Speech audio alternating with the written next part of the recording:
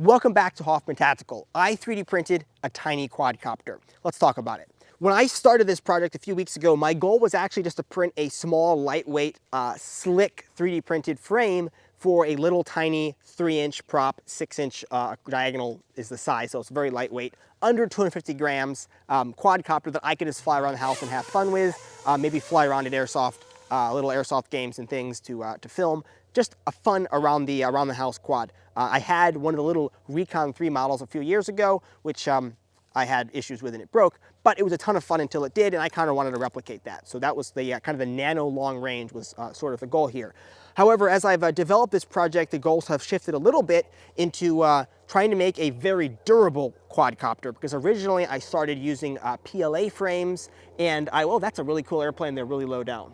What is that? I don't think I've seen them before. Okay, let's get back to the video. However, as I've worked on the development of this, the goals have shifted a little bit. I learned that the earlier PLA frames, while they were super lightweight, are very fragile, and I crash a lot. So I've kind of shifted more towards a slightly heavier frame, but trying to make it super durable, and I've actually used TPU to do that. Something I didn't really think was possible because TPU is super soft and flexible. So we'll jump into the technical details in the frame in a minute, but first, for all of the beginners out there, and really myself and anyone else who doesn't work with quadcopters that much, I want to just talk about the overall ecosystem going on here, the electronics and what they can and are intended to do. So there's very few components. It's really very simple. We have motors in the arms that spin the props, imported Chinese motors, quite efficient. And then other than that, we have the control board. And in this case, I am using an all-in-one control board, also a Chinese import. They're all Chinese. There aren't currently any US options. That needs to change, but the control board has a receiver for a radio, it has an analog video transmitter, and then it has a flight controller, and then it has the motor controllers that actually drive the motors. The flight controller runs what's called Betaflight, and Betaflight is one of the more popular firmwares that run on racing quadcopters and other little quadcopters. It's not designed for a lot of autonomous action and nothing AI, nothing really fancy you might have seen. It's really a very simple control system. It can use a GPS to return to home and stuff. I'm not, but it's the popular prevalent control system that runs on these little flight controllers. So basically, we can fly this around with a little remote control. I can wear goggles, I can see the video stream, and I can fly between obstacles and have fun with it. That's really all it can do. It can't fly autonomously. It can't automatically recognize people and fly into them. None of that stuff. It's really very basic, very dumb. No real smarts going on here. So that's the scope of this particular guy, and that's limited just because we're using an off-the-shelf control board with off-the-shelf firmware, and it's all pretty basic. Anything else requires significantly more development effort on the actual control board, firmware, and all the software surrounding it. Now, I think a little tiny quadcopter is actually a good one to get started with because they're low cost, safe, and relatively easy to put together. My very large quadcopter frame, which I've played with in the past, very large compared to this, it's a 24-inch diagonal distance between rotors. It has 11-inch rotors. It's heavy, scary to fly, actually dangerous if you were to accidentally fly it into yourself or into property. It could cause damage, and something which you don't want to mess around with if you don't know what you're doing, you're just learning. So something tiny like this is much safer, and from a regulatory standpoint, does not require remote ID and such because it's so lightweight. So it makes it just all around a safe, easy package for beginners to get started with, which is something I've started thinking about working on this. This could actually be something I release, which will be a kind of a beginner quad for people who want to start playing around with it. Now I'm going to jump into a few specifications and kind of the performance of this quadcopter. So the actual weight of the quad is 2 ounces approximately, or about 65 grams, 60 to 65 grams, give or take, depending on exactly how you print it. So that's without a battery, fully assembled, quite lightweight. That's with the little FPV camera on there and the props and everything.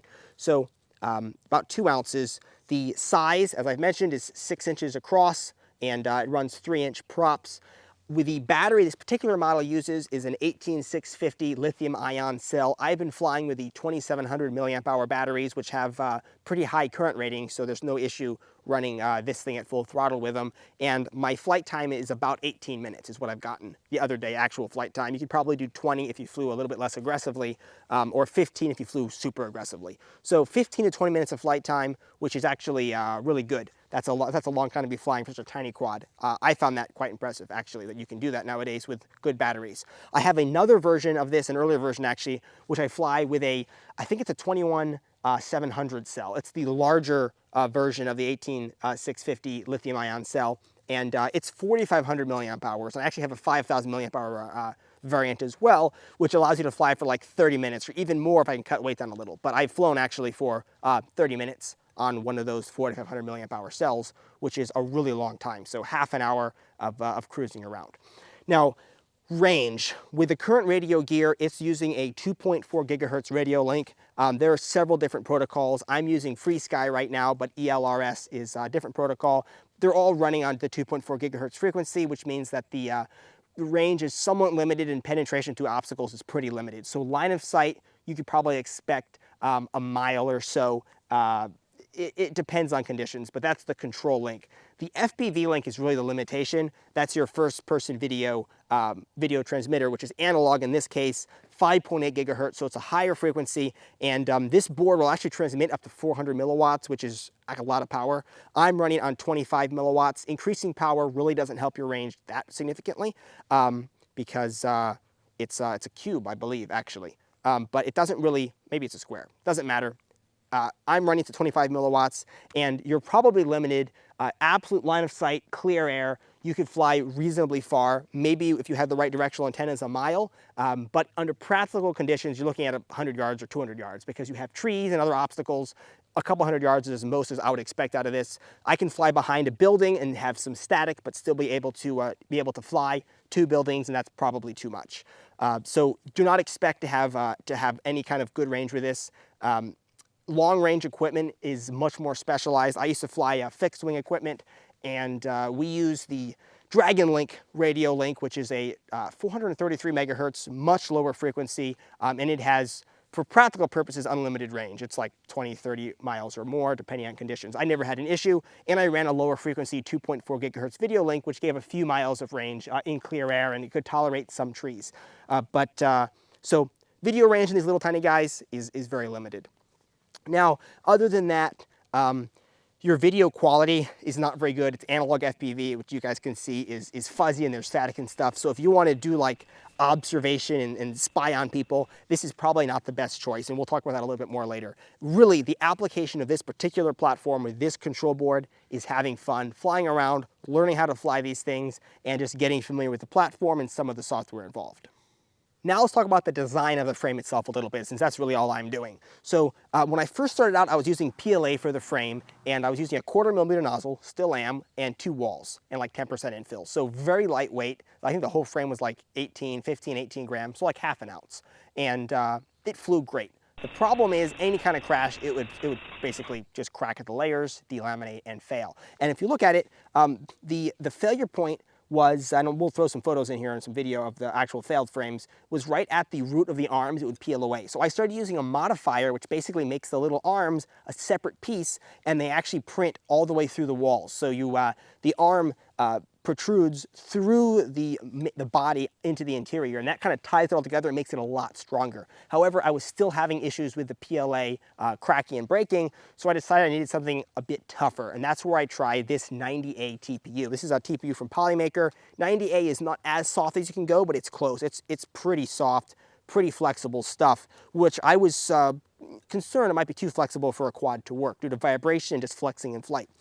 However, to get around that, what I did was I printed the entire frame in TPU, but then I printed this insert. So this insert is PA12 carbon fiber, and it's very lightweight, and it basically clips in. If you can see, there's these little snaps in there, clips into the main body, and it ties it all together so that while the arms are TPU and very tough, the main body is actually pretty rigid and doesn't twist. So you see the arms bend, but the main body is plenty rigid, and that actually made the whole thing work. So the flight loads, there's basically no flex on the arms because the thing is so lightweight. And during crashes, the arms just bend. And I've actually yet to have any of these frames suffer any structural problems, either this one or the previous prototype, despite numerous and continuous high-speed crashes. So it's been working out really well. The control board is actually mounted on little TPU pedestals, and the circuit board is held in by the PA12 insert. So there are no screws in the control board, which helps save a little tiny bit of weight as well. Up front, The camera is mounted in TPU, which allows it to be protected. Note to self, these little protectors for the camera are not long enough. I've kind of smashed my last lens, but I can make them longer, which I will do.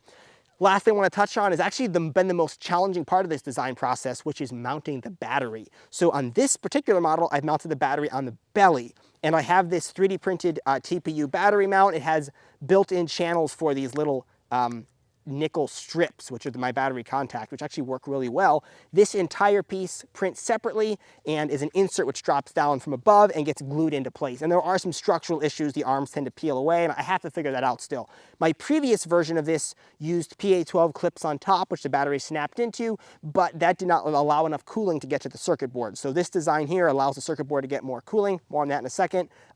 And it also allows the battery to be much better retained in there. And when you actually fly into objects like this, your battery doesn't get smashed and dented and beat up. So this has been a lot better, putting the battery in the belly. Still need to work out the attachment between this battery holder and the actual frame. So more design work is required, but it's actually been working pretty good. I think this entire frame here is like 28 grams, so just under an ounce.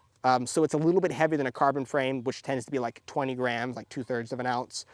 So it is a little bit heavier, but it's also super tough and pretty slick. So it's kind of a compromise, but it flies good. Okay, so we're gonna do a fun little test. I've got all my gear right here. I've got one of the quads, my radio, little FPV goggles, and of course my trusty Sony RX10 II, which will film like almost 1,000 frames per second.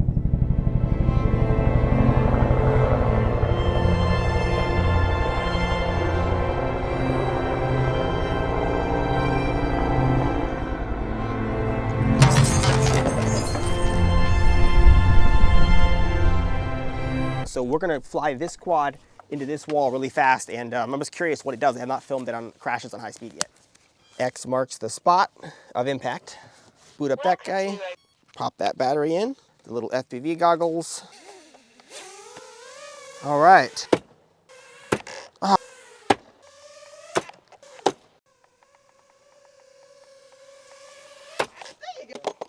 We better have gotten that. Did you get that?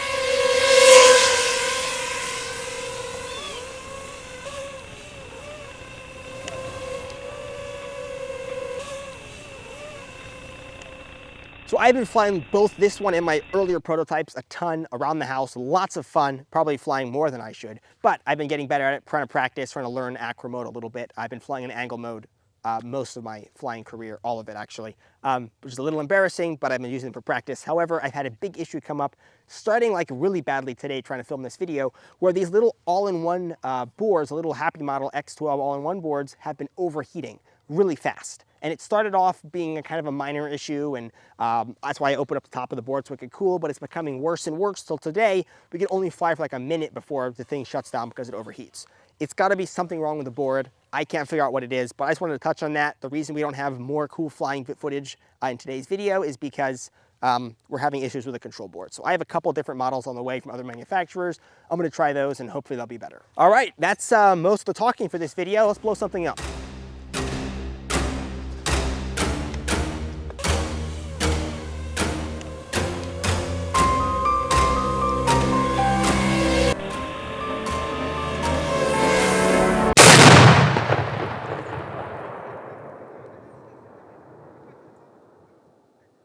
Blowing stuff up is a little bit out of the scope of this particular project. However, it is within the realm of possibility. There are a couple problems using this type of drone with some sort of a payload to attack targets, and that's mainly the radio connection. Right now, that's a really weak point, and it's easy to detect the video signals as well as the transmitter signals and jam them or in some other way interfere. So it has limited applications, potentially some sort of precision strike on targets which aren't expecting it. It could be a really good application. However, I think that this kind of thing has limited applications in a military setting because of how easy it is to interfere with the singles. More advanced systems are going to be needed to use that. Now, there is another much more practical and currently available application for a small quadcopter like this I do want to touch on, and that is fully autonomous GPS-based navigation and surveillance. That is where you'll be basically you take a small high-resolution camera mounted onto the quad, have no video transmitter whatsoever, take the quad off, flip to autonomous mode, and then fly autonomously via GPS waypoints to a target area where then you can circle the target, take pictures or videos in this case of it, and then it flies back autonomously, lands, and then you recover the data. That can be done with current technology. These control boards I'm using right now are compatible with iNav, which is another controller software kind of like Betaflight, but it's got a little bit more functionality. It can fly with waypoints, but it's smaller than ArduPilot, which requires a lot more advanced hardware to run on. So iNav, you can fly with waypoints with GPS, and you can attach GPS to these small control boards. It's still a very lightweight, safe package, but you can fly autonomously. Of course, there are legal considerations in all of this, but that I think is a good application for this kind of small quadcopter if you want to take pictures of something you can't get close enough to take pictures of it physically yourself. So some food for thought. Anything else other than that is more advanced and is going to require a much more complex control boards, which aren't really available right now, which is kind of actually the big limitation in drone stuff, is just good autonomous control electronics and AI stuff and AI, and all of that is much more complex, and there aren't really any good off-the-shelf options currently. They don't involve a lot of complex development work. That pretty much sums it up for this video. I do plan on releasing this project openly for you guys to print, put together some documentation, some how-to PDFs on it, a little bit in the same format as my lowers and Orca and other gun releases, a different format than you see with current FPV quadcopter drone stuff, maybe get a different audience involved. I'm sure to try to appeal more to the gun people, try to get them involved, maybe get them learning about this a little bit, and it should be fun, so stay tuned for that. Cost of the project, I know you're going to ask about. The ground equipment, the FPV goggles I'm using, they're cheap ones. They do work though. They're about $100, very affordable. You can get radio controllers, a nice radio controller for $250, depending on the exact gear you want. You can get it for less than that as well. So about $300 for the ground gear, and the quadcopter itself is only about $140 worth of parts plus the filament. So you're looking at under $500 for the entire package to be able to buzz around your house, have fun, and learn about kind of how these systems work on a basic level. So stay tuned for that, and that's the kind of money you should be expecting to spend on this. Thanks for tuning in, guys, and I'll catch you again next time.